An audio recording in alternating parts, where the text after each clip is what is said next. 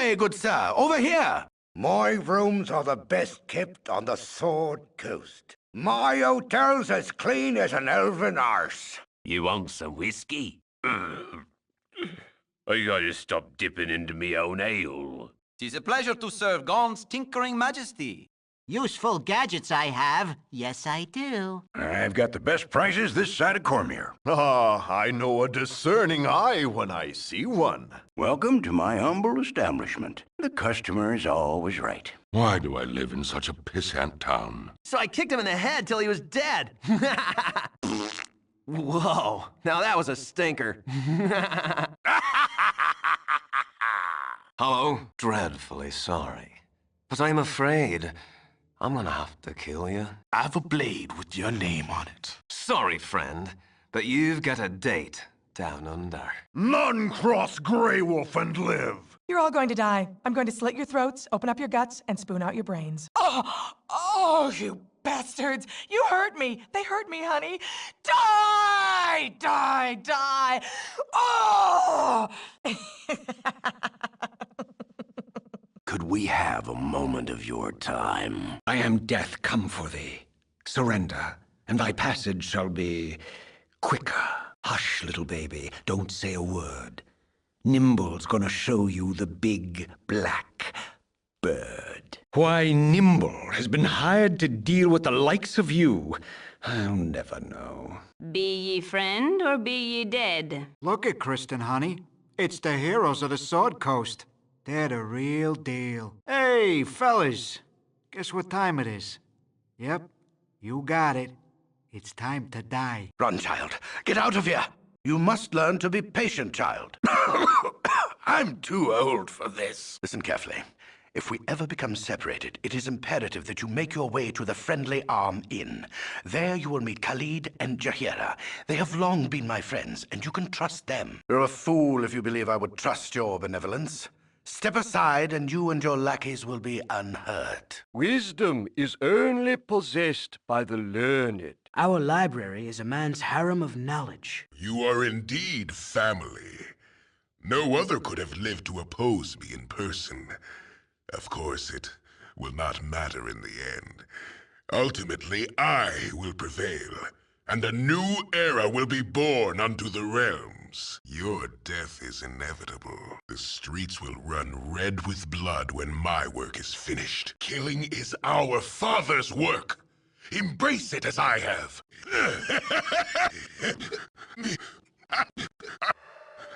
I'm sorry that you feel that way, old man. Hold, travelers! Before you will be allowed entrance, you must donate a tome of great value to our libraries. Greetings, mercenaries. I am Silky, thespian extraordinaire. You do not dream often, but tonight the visions are vivid indeed. Long have you walked, but now you find yourself back amidst the stones of Candlekeep. Your former home looms before you, but the gate is closed and barred. Over the walls there is a candle in your old room, but as the light goes out, the bricks surrounding the window closes together. The very walls conspire to keep you at bay.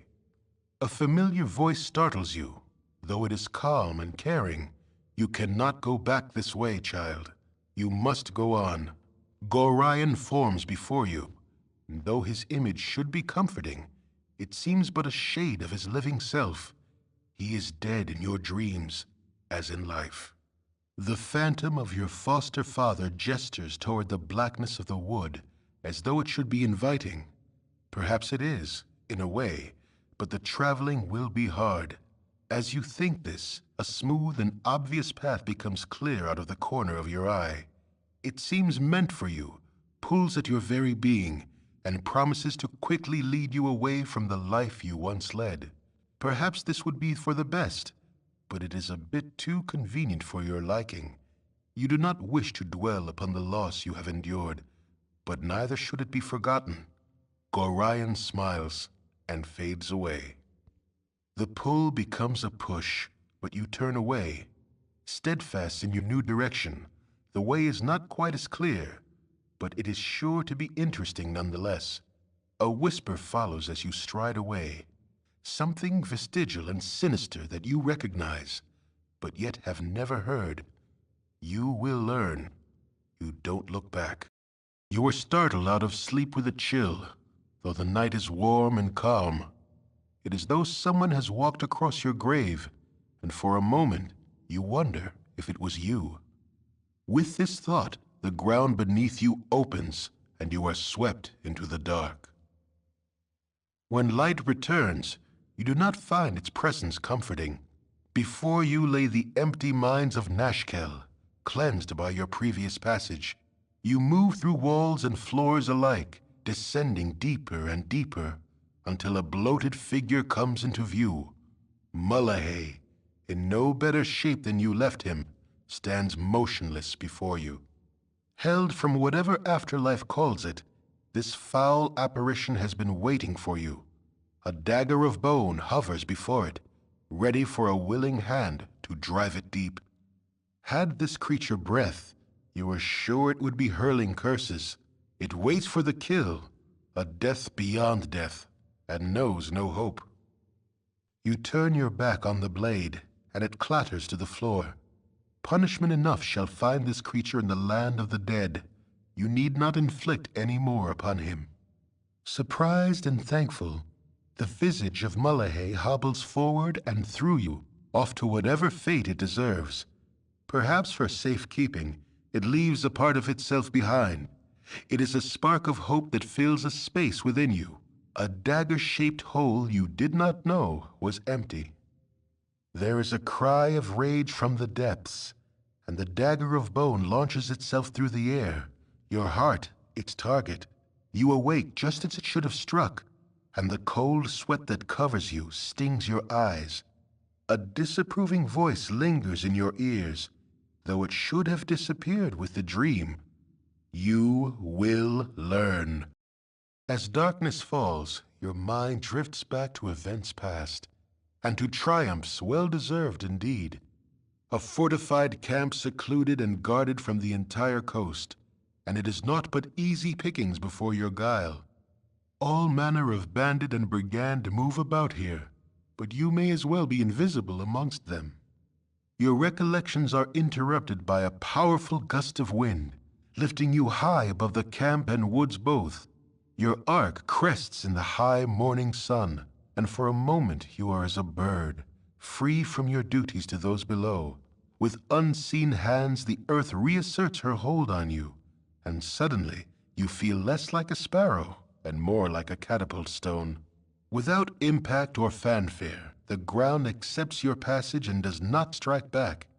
In a moment, all is black, and for all you know, you have descended to the very core of the world. The rock around you illuminates, and a cavern slowly takes shape.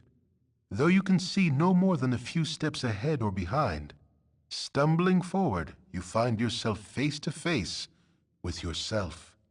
Before you is a likeness in stone exact to the smallest detail. A voice in the darkness accuses you, even as it seems amused. Such pride undeserved, great predator, when your whole being is borrowed. Credit where it is due, and dues where payment is demanded. A dagger of bone flies from the blackness and strikes the statue square. It cracks slightly, but the pain you feel is as though you were rent asunder. You were made as you are, taunts the voice, and you can also be broken. You fall backward into the void and do not come to rest until morning wakes you. Tonight you dream of blood, not of blood on a blade or the blood on your hands, but an ichor that runs as a torrent through the realms, a flood that pours across the fields and forests, an ocean that floats you to the world's edge and threatens to cascade off into the void. This blood seems a frightening thing, a massive force that sweeps away all resistance. As a whole, it is a monster, and it cannot be stopped. Were it to be viewed from on high, it would seem to cover the entire world in its red-black embrace. You, however, do not have such a lofty perch. From within the deluge you can see it does not move as one, but is filled with currents, eddies, and undertows. Pockets of calm afford breathing space, whilst violent whirlpools threaten to rend limb from limb. Ultimately, it seems undirected and lacks a driving will, a quality you have in abundance. You may be caught within, but sufficient determination can shape what you need to survive. There are still options open, still choices to be made. As the tide presses forward, you steer as you wish, atop a ship called Persistence and under sails made of resolve. A sudden and deliberate wave puts an end to your course and to the dream. It would seem that the flood does have some will and took offense to your enjoying the ride. You close your eyes tonight, and visions of Candlekeep swim into view. As you pass through the gates of the citadel, there is a flash of memory, and you are a child of only a few seasons once more. At your side is Gorion, gray-haired even all those years ago. How old must he have been to age so little in the time since? Aged as he ever was, you still have to run to keep up with him. He has an important meeting with Ulrond, the keeper of the tomes. An important meeting about you. Funny, you don't remember it.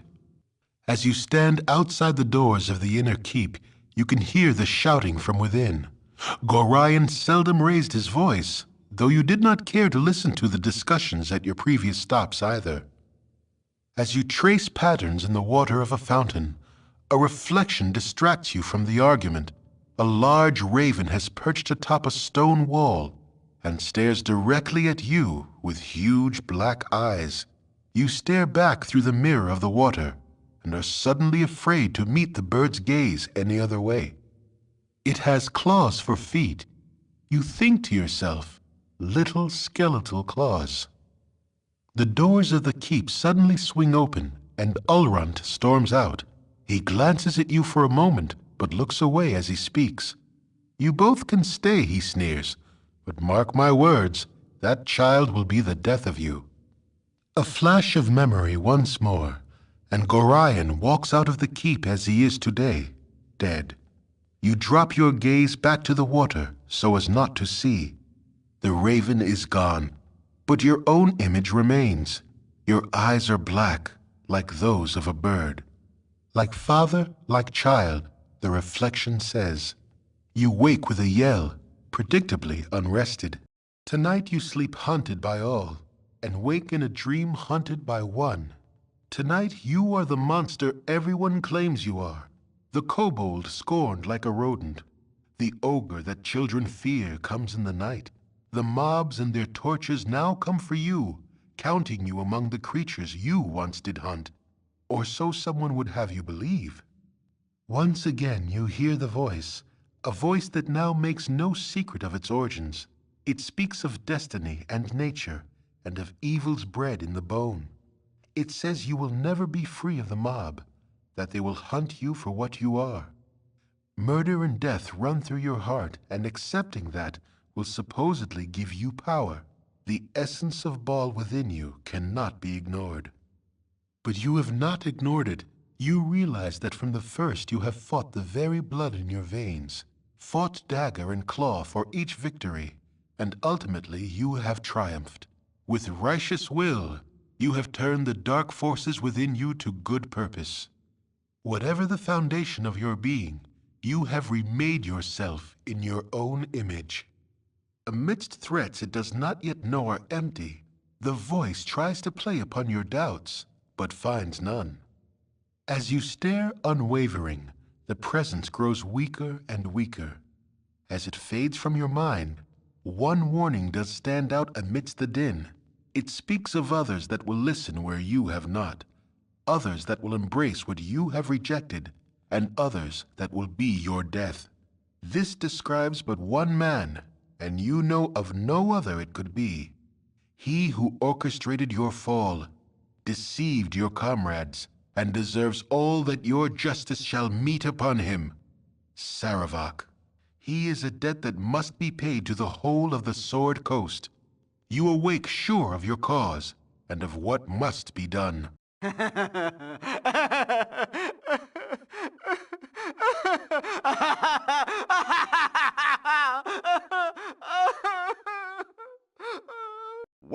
Traveler, Gandalar Luckyfoot at your disposal. Hello.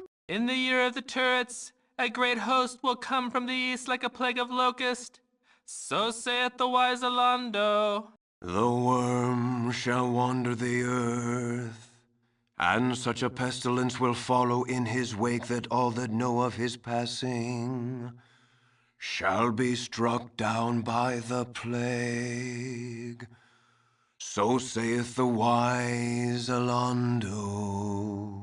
The Lord of Murder shall perish, but in his doom he shall spawn a score of mortal progeny.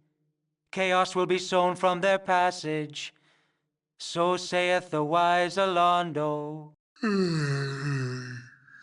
Today I saw a girl with the biggest pair of ditties I've ever seen. Away with you, beggar! You need a new tailor. Your clothes are absolutely dreadful. Well, I never. Weather's been lousy lately. You're a handsome bunch, ain't ya? Me young'uns are waiting. Come now, old chaps. Can't we be friends? Stand away, citizen! Are you looking at me? Are you looking at me? I am the law! You there! Give me 50 push-ups. What? Oh, sorry for yelling. Arms!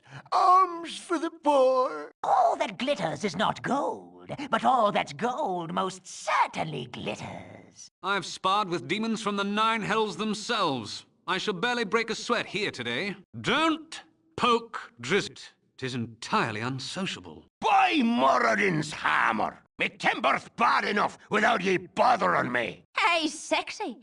Do you want to take a look at me ditties? I'm a fine-looking strumpet, ain't I? Will no one take me over?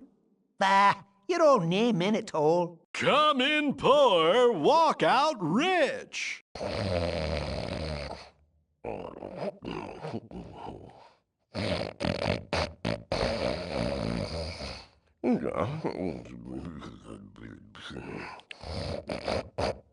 Nasty times are coming, I reckon. So I's at daggers drawn with him, and he drops the swag and runs. Oh, my bum's itchy, but I can't scratch it because my armor's too tight. I'm actually quite shy. I have a story for every man, woman, and child in Faerun. However, copyright laws forbid me the telling.